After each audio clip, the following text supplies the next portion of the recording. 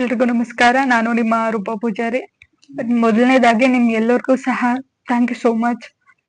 ಏನಕ್ಕೆ ಅಂತಂದ್ರೆ ನಿಮ್ಮೆಲ್ಲರ ಪ್ರೀತಿ ಮತ್ತು ಪ್ರೋತ್ಸಾಹ ಬೆಂಬಲದಿಂದ ನನ್ನ ಕನಸಿನ ಭಾವನೆ ಪುಸ್ತಕ ಭಾರತದ ದೊಡ್ಡ ಪುಸ್ತಕ ಭಂಡಾರವೆಂದೇ ಖ್ಯಾತಿಯಾಗಿರುವಂತಹ ಸ್ವಪ್ನ ಬುಕ್ ಶಾಪ್ ಅಲ್ಲಿ ಟಾಪ್ 10 ಅಲ್ಲಿ ನನ್ನ ಪುಸ್ತಕ ಸ್ಥಾನ ಪಡ್ಕೊಂಡಿದೆ. 10ನೇ ಸ್ಥಾನದಲ್ಲಿ ನನ್ನ ಪುಸ್ತಕ ಇದೆ. ಇದಕ್ಕೆಲ್ಲ ಮೂಲ ಕಾರಣ ನೀವುಗಳೇ. ನಿಮ್ಮ ಎಲ್ಲರ ಆಶೀರ್ವಾದ ಹೀಗೆ ಇರ್ಲಿ ಅಂತ ಕೇಳ್ಕೊತೀನಿ.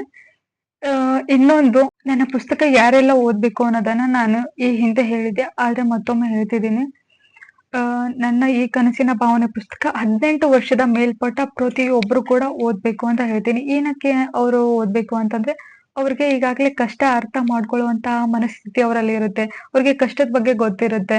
ಮನೆ ಕುಟುಂಬದ ಸಮಸ್ಯೆಗಳ ಬಗ್ಗೆ ಅವ್ರಿಗೆ ಈಗಾಗ್ಲೇ ಅರ್ಥ ಆಗಿರುತ್ತೆ. ಅವ್ರ ಕನಸುಗಳ ಬಗ್ಗೆ ಅವ್ರಿಗೆ ಅರ್ಥ ಆಗಿರುತ್ತೆ. ಒಂದಷ್ಟು ಜನಗಳಿಗೆ ಅವ್ರ ಕನಸು ನನಸು ಮಾಡ್ಕೊಳಕ್ಕೆ ಹೋಗ್ತಿರುವಾಗ ಅದೆಷ್ಟೋ ಸಮಸ್ಯೆಗಳಾಗುತ್ತೆ. ಇನ್ನೊಂದಷ್ಟು ಜನಕ್ಕೆ ಅವ್ರ ಕನಸು ನನಸು ಮಾಡ್ಕೊಳಕ್ಕೆ ಸರಿಯಾದಂತಹ ಬೆಂಬಲ ಸಿಗಲ್ಲ. ಅಂತ ಸಂದರ್ಭದಲ್ಲಿ ನಮ್ಮ ತಲೆಯಲ್ಲಿ ಅದೇನೇನೋ ಗೊಂದಲಗಳು ಓಡಾಡ್ತಿರ್ತವೆ. ಅಂತಹ ಸಂದರ್ಭದಲ್ಲಿ ನಮ್ಮ ಕನಸಿನ ಭಾವನೆ ಪುಸ್ತಕವನ್ನ ಓದಿ ಅಂತ ಹೇಳ್ತೀನಿ.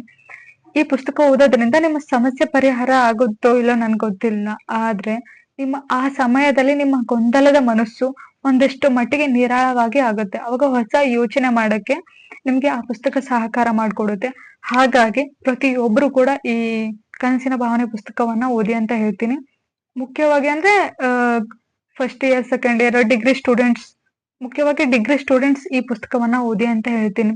ಯಾಕಂದ್ರೆ ನಮ್ಮ ಕನಸುಗಳು ಚಿಗುರು ಹೊಡೆಯೋದು ಅಂದ್ರೆ, ಇವಾಗ ಕನಸುಗಳು ಅಂತಂದ್ರೆ ನಾನ್ ಡಾಕ್ಟರ್ ಆಗ್ತೀನಿ, ಸರ್ ಆಗ್ತೀನಿ ಅದಲ್ಲ. ಒಂದು ನಮ್ಮ ಜೀವನ ಹೆಂಗ್ ಕಟ್ಕೋಬೇಕು ಅನ್ನೋದನ್ನ ನಮ್ಗೆ ಡಿಗ್ರಿಲ್ ಬಂದಲ್ಲಿ ಗೊತ್ತಾಗ್ಬಿಡುತ್ತೆ. ಈಗ ಒಂದಷ್ಟು ಸಂದರ್ಭದಲ್ಲಿ ನಮ್ಗೆ ಅರ್ಥ ಆಗುತ್ತೆ, ಇದು ನನ್ನಿಂದ ಆಗಲ್ಲ, ನಾನು ಬೇರೆ ಏನೋ ನೋಡ್ಕೊಳ್ಬೇಕು ಹಂಗೆ ಅನ್ಸಿದಾಗ ಈ ಕನಸಿನ ಭಾವನೆ ಪುಸ್ತಕವನ್ನ ಓದಿ. ಏನಕ್ಕೆ ಅಂತಂದ್ರೆ